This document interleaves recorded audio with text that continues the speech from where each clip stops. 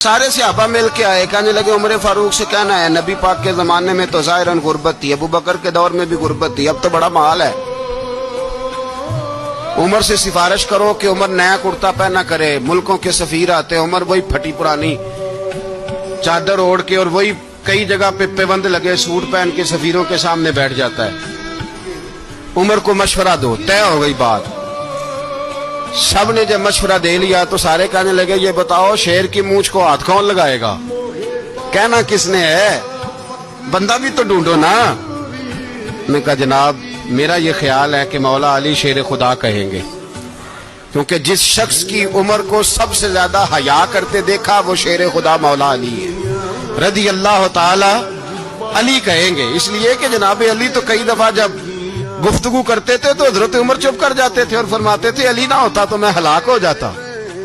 تو کہا علی سے کہو۔ جناب علی شیر خدا کو بلایا، کس کام کے لیے؟ جی اللہ اکبر۔ یہ ذرا آپ نے اس دور پہ اس بات کو ذرا کہا جناب ان سے کہیں کہ زیادہ نہیں، ایک کرتا نیا پہن لے، سفیر آتے ہیں وزیر آتے ہیں تو ایک کرتا نیا پہن لے۔ حضرت علی کو بلایا، آپ فرمانے لگے کوئی اور بات ہوتی تو میں کہہ دیتا، یہ والی میں نہیں کہہ سکتا، کوئی اور ہوتی تو میں عمر کو کئی دفعہ کہہ دیتا ہوں، جلال میں بھی تو سن، یہ والی میں نہیں کہہ سکتا، میں تمہیں ایک مشورہ دیتا ہوں۔ کہ وہ کیا؟ کہنے لگے سید عائشہ صدیقہ سے کہو، وہ مومنوں کی ماں ہیں، عمر ٹالے گا نہیں۔ اماں جی سے جا کے کہا اماں جی نیا کرتا عمر سے کہیں پہن لیں، وزیر آتے ہیں بڑے بڑے لوگ تو چلو کوئی عرض نہیں۔ اماں جی نے کہا اچھا کوئی بات نہیں میں بلا لیتی ہوں۔ جناب عائشہ نے پیغام بھیجا، جب خادم نے کہا نا مصطفیٰ کے گھر سے پیغام آیا ہے تو 20 لوگ بیٹھے تھے، عمر کانپتے ہوئے اٹھے، کانپتے دوڑے۔ حضرت عائشہ پردے میں تھی تو فرماتی ہیں عمر اتحیات کی حالت میں بیٹھ گئے۔ کہا اماں جی دیر تو نہیں ہو گئی مجھے آنے میں؟ کہا نہیں ٹائم پہ آ گئے ہو، کس لیے بلایا تھا؟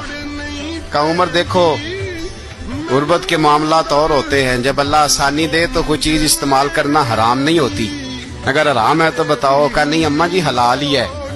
تو فرمایا پھر اتنے سفیر آتے ہیں مشیر آتے ہیں، اب تو مال غنیمت بڑا آتا ہے، ڈھیر لگ جاتے ہیں مسجد میں، تو چل ایک نیا کرتا تم بھی پہن لیا کرو، اور آپ نیا کرتا پہنو گے تو دھاک بیٹھے گی غیروں پر۔ تو صحابہ کا مشورہ ہے کہ آپ نیا لباس پہنے۔ اماں جی کہتی ہے میں نے حکم دیا تو عمر چپ کر گئے، گردن جھک گئی۔ تھوڑی دیر کے بعد سیدنا عمر فاروق نے سر اٹھایا تو داڑھی پہ آنسو گر رہے تھے، رو پڑے، کہنے لگے پاک محبوب کی پاک بیوی جیسے حکم کرتی ہو میں حاضر ہوں، پر مجھے وہ والا لباس پہنانا جو میرے مصطفیٰ نے پسند فرمایا ہے۔ اگر یہ رنگ رسول پاک کا ہے تو میں حاضر ہوں، اور اگر نبی پاک کا نہیں تو پھر جیسے آپ حکم کریں۔ جناب عائشہ کہتے ہیں عمر روئے تو میں زیادہ روئی، میرا پلو بھیگ گیا آنسوؤں سے۔ میں نے کہا عمر آپ جائیے۔ عمر یوں نکلے تو جو صحابہ کھڑے تھے وہ کونے میں تھے، سارے آ گئے۔ کہا اماں جی کیا بناؤ؟ فرمایا بھائی تم سب جو باتیں کہتے ہو وہ اپنی جگہ ٹھیک ہیں، پر عمر جو بات کرتا ہے وہ سب سے زیادہ ٹھیک ہے۔